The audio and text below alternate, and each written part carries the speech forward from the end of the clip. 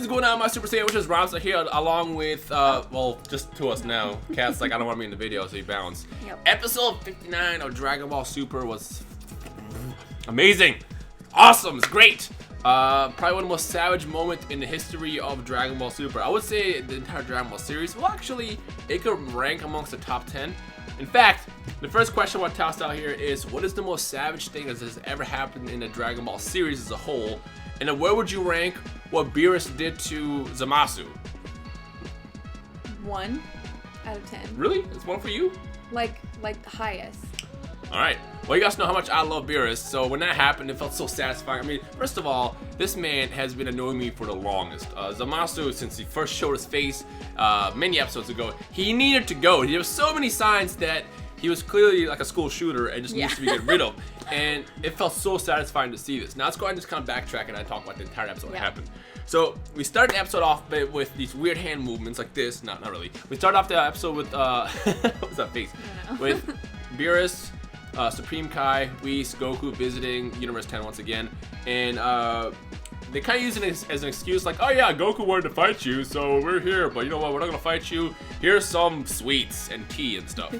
To which they immediately leave, and they move away just enough far away, or they go just enough far away, that one, to basically watch what happens. And all the time I'm thinking, well, look, first of all, you guys all know he's going to kill him. Yeah, like, it's obvious. Yeah, Beerus apparently has the ability, since he's a Hakaio Shin, or God Destruction, he has the ability to sense murderous intent, which kind of makes sense.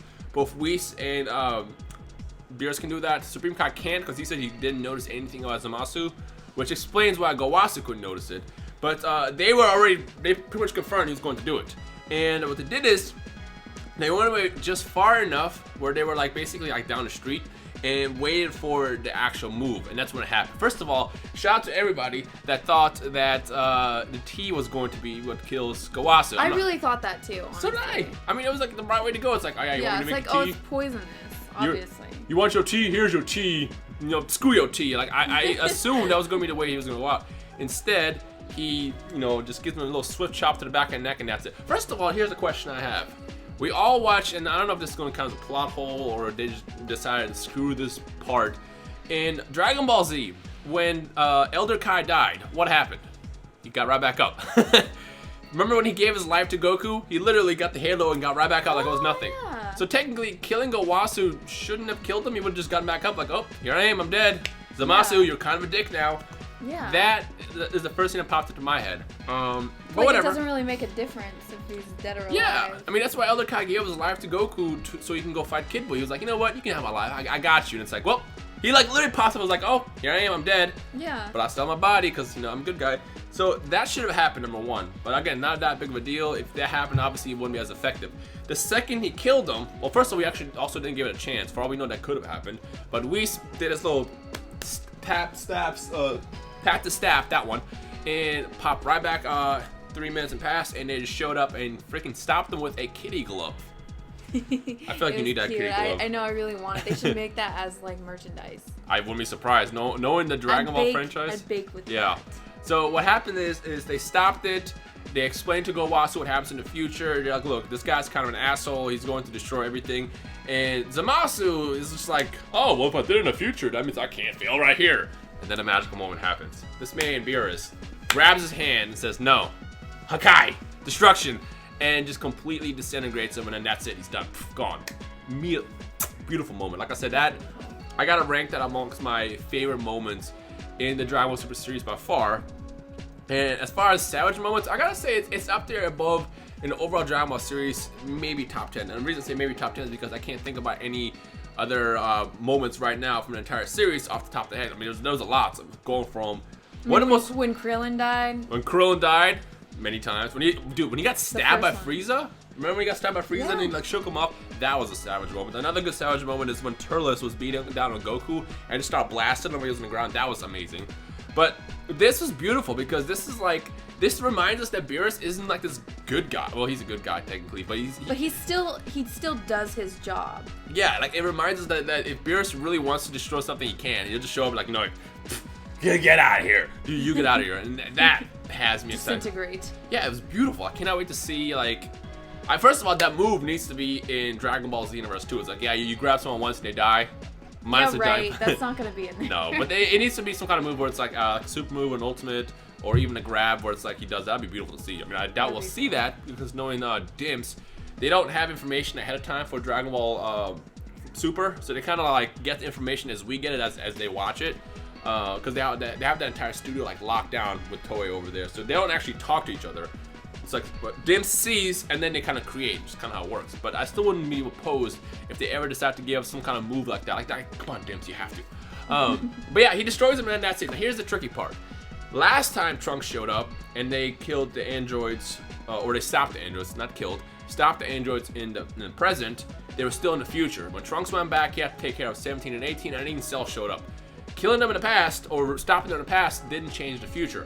However, my question is why do all these gods not know about that? It's like, oh, if I, succeeded in the future, I must succeed now. But it's like, how do you not know that that's not how it works? Like, even Beerus and Whis, they don't realize that that's not how it works.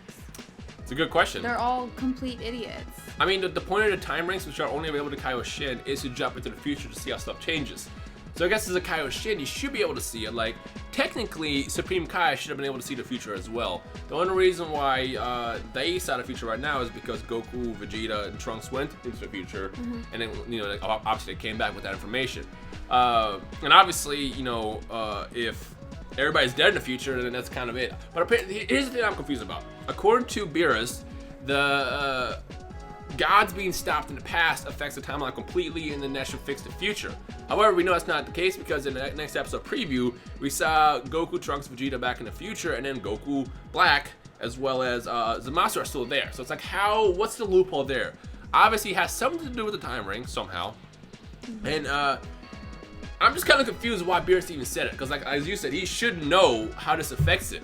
Yeah. Because like we know that time travel is forbidden. We know it's forbidden, but with it being forbidden, they should notice the outcome, the effects, the rules to it. If you time travel, X, Y, Z happens. The butterfly effect, this, and that. So with that said, what's his face? Beerus should know what happened, but for some reason it didn't. Like there's some kind of loophole that Future Zamasu and Black are using to do what they do. Also, shout out to everybody who thought there was only one Zamasu. Now we have final proof. Actually, I had proof about this a couple weeks ago just because the episode titles leaked as well as the descriptions.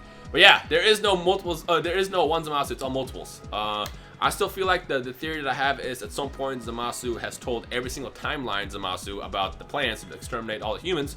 So that could still be a case, in which case there'll be many Zamasu to deal with. But now we know for sure that it's not just, it's more than one. It's more than one. Now as far as Goku Black, next episode preview.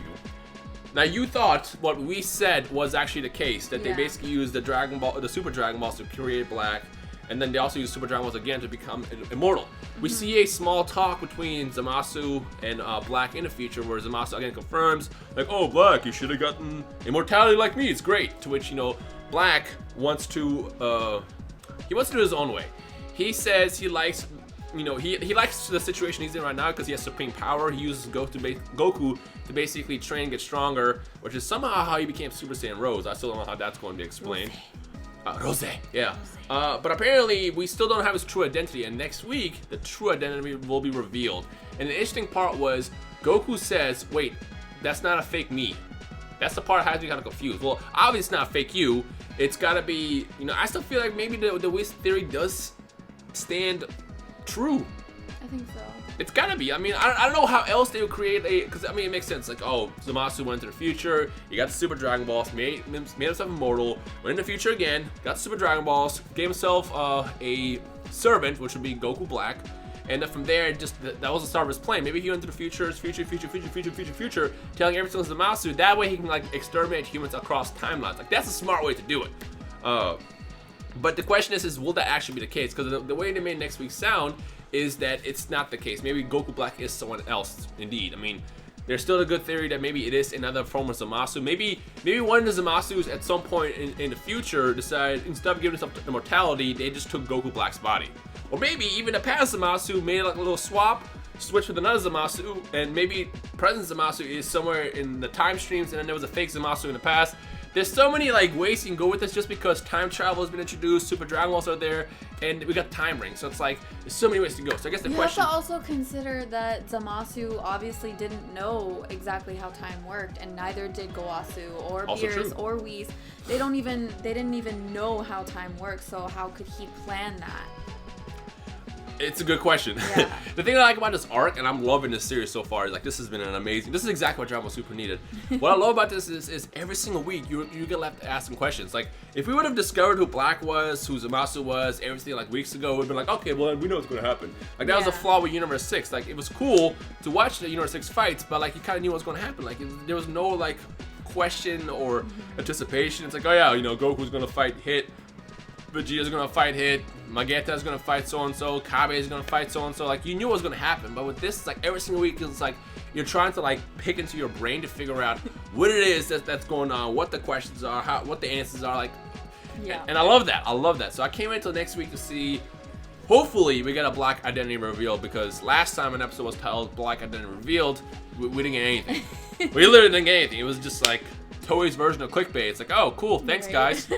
So I think we're really gonna find out this time, though. I hope so, because we're kind of getting there to the point where I feel like the arc is, I don't want to say wrapping up, but like towards the final stages. The climax. The climax, yeah. I mean, we still need to get the Omni King involved as well. I'm sure he's gonna have to step in there and clean everything up, and kind of fix everything, which I don't know. I'm loving it though. That attack was just amazing. It felt so satisfying. I watched it like 3 times.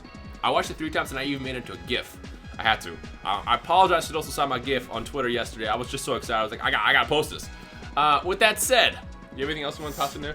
I'm just glad that we're seeing all these like gods and stuff, and yeah, it's like a whole new world. Yeah, it's that's awesome. Opened up, and I can see it going on for a while now. Oh yeah, Dragon Ball Super isn't going to go away anytime soon. Yeah. Here, look, I'm calling it right now. There's so much they could do with it. There's going to be a movie next year. I'm calling it right now.